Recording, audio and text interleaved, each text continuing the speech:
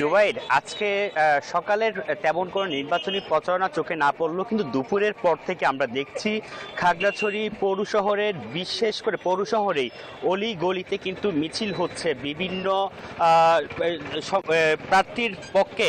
এখানে কিন্তু নির্বাচনী যেহেতু আজকে শেষ প্রচারণা, শেষ সময়, সে কারণে কিন্তু বিভিন্ন প্রার্থীর পক্ষে এখানে কিন্তু নির্বাচনী প্রচারণা হচ্ছে, মিছিল হচ্ছে, গণসংযোগ হচ্ছে। আমি এখন আছি খাগড়াছড়ি শহরের শাপলা চত্বর এলাকায়। শাপলা চত্বরে কিন্তু কিছুক্ষণ আগে এখানে পৌর বিএনপির উদ্যোগে যিনি বিএনপির প্রার্থী হয়েছেন ওয়াদুদ ভূঁইয়া, তার সমর্থনে কিন্তু একটি পথসভা শেষ হয়েছে এবং এখন কিন্তু আবার স্বেচ্ছাসেবক দলের একটি শোভাযাত্রা কিংবা মিছিল এখানে হচ্ছে শহরে।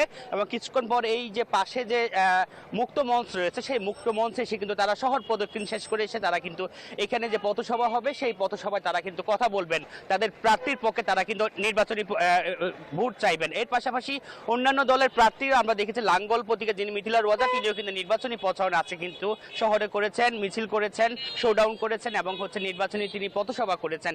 এর পাশাপাশি ইসলামী আন্দোলন বাংলাদেশের যিনি প্রার্থী হয়েছেন কাউসার আজিজি, তিনিও কিন্তু আজকে শহরে কিন্তু নির্বাচনী প্রচারণা চালিয়েছেন। এর পাশাপাশি আমরা শেষ খবর পাওয়া পর্যন্ত বিএনপির যিনি প্রার্থী ওয়াদুদ ভূঁইয়া, তিনি কিন্তু মাটিরাঙ্গা একটি উপজেলা, সেখানে কিন্তু প্রচারণার ব্যস্ত সময় পার করছেন এবং একই সাথে অন্যান্য যারা প্রার্থী হয়েছেন অর্থাৎ। ধন্যবাদ আপনাকে। দর্শক, শেষ মুহূর্তে নির্বাচনী প্রচারণের খবর জানাতে খাগড়াছড়ি থেকে যুক্ত হয়েছিলেন সহকর্মী নুরুস সাফা মানিক।